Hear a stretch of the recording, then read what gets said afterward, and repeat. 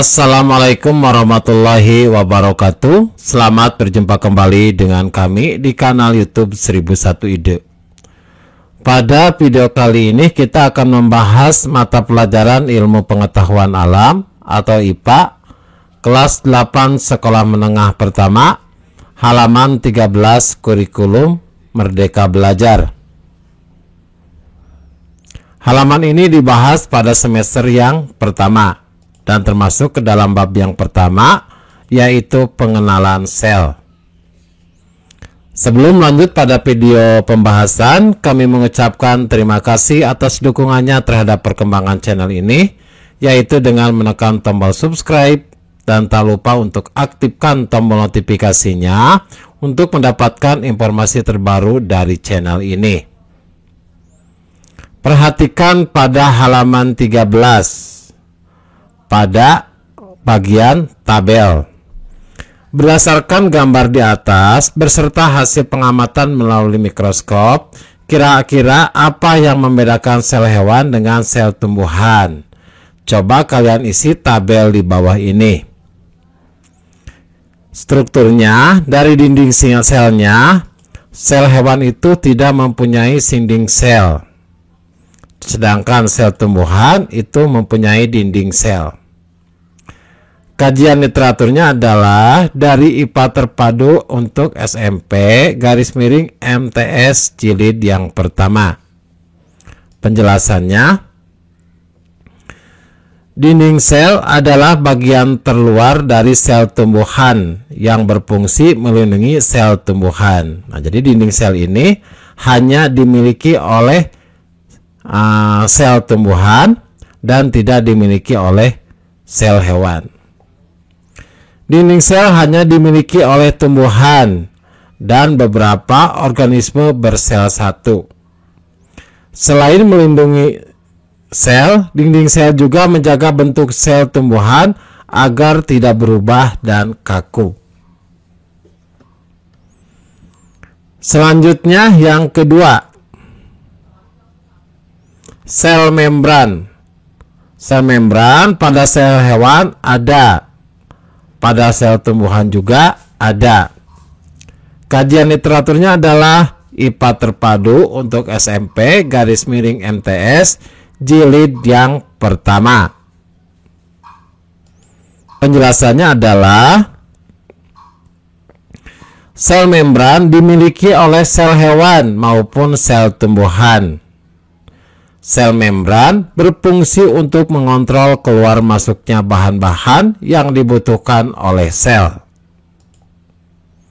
Sel membran tersusun dari fosfor, lemak atau lipid, karbohidrat, dan protein.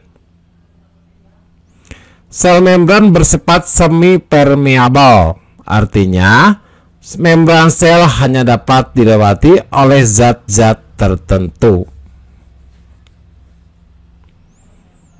Selanjutnya, bagian yang ketiga, yaitu nukleus. Nukleus pada sel hewan ada. Nukleus pada sel tumbuhan ada. Kajian literaturnya adalah IPA Terpadu untuk SMP _MTS jilid yang pertama. Penjelasannya, nukleus terdapat pada sel tumbuhan maupun pada sel hewan dan berfungsi untuk mengatur seluruh aktivitas sel. Nukleus tersusun dari membran, cairan inti atau nukleoplasma, kromosom, dan anak inti atau nukleolus.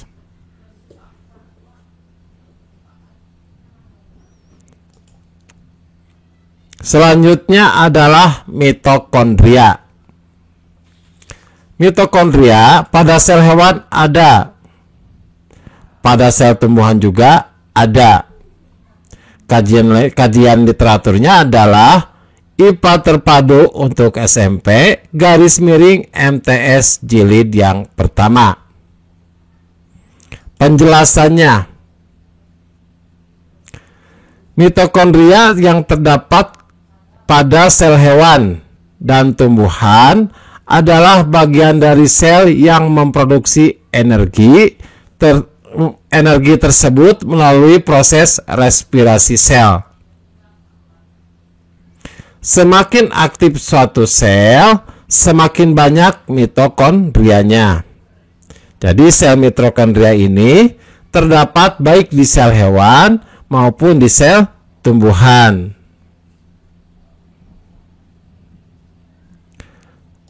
Bagian selanjutnya yaitu vakuola. Vakuola pada sel hewan ada ukurannya kecil. Begitu juga pada sel tumbuhan, vakuola ada, namun ukurannya besar. Kajian literaturnya adalah IPA terpadu untuk SMP atau MTS jilid yang pertama. Penjelasannya, sel menyimpan air, makanan, dan sisa-sisa hasil metabolisme di dalam vakuola. Vakuola di dalam sel tumbuhan jauh lebih besar dibandingkan sel hewan karena berfungsi untuk menyimpan hasil fotosintesis. Pada protozoa terdapat dua jenis vakuola, yaitu vakuola makanan dan vakuola kontraktil.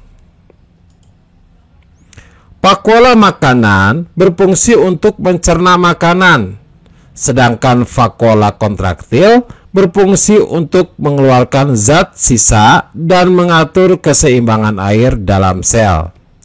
Nah, jadi untuk vakuola ini baik di sel hewan maupun di sel tumbuhan ada. Hanya ukurannya pada sel tumbuhan ukurannya lebih besar. Kenapa? Karena berfungsi untuk menyimpan hasil fotosintesis yang berupa karbohidrat. Selanjutnya adalah kloroplas. Kloroplas pada sel hewan tidak ada. Kloroplas pada sel tumbuhan ada. Kajian literaturnya adalah IPA terpadu untuk SMP _MTS jilid yang pertama. Penjelasannya, kloroplas hanya terdapat pada sel tumbuhan yang mengandung zat warna hijau daun yang biasa disebut klorofil. Jadi kloroplas itu hanya terdapat pada sel tumbuhan, terus mengandung zat warna hijau daun yang disebut dengan klorofil. Dengan adanya klorofil, maka kloroplas berperan dalam proses fotosintesis yang menghasilkan makanan berupa glukosa. Selanjutnya adalah sitoplasma. Sitoplasma pada sel hewan ada, pada sel tumbuhan juga ada. Kajiannya adalah IPA terpadu untuk SMP _MTS jilid yang pertama. Penjelasannya, sitoplasma merupakan cairan sel. Cairan ini seperti agar-agar yang menyebar di seluruh bagian sel dan tempat terjadinya reaksi kimia di dalam sel. Sitoplasma mengandung berbagai zat, di antaranya protein, lemak, karbohidrat, zat-zat organik, enzim, vitamin, dan hormon. Demikianlah video pembahasan untuk IPA kelas 8 halaman 13. Semoga video ini bermanfaat. Kami mengucapkan terima kasih. Assalamualaikum warahmatullahi wabarakatuh.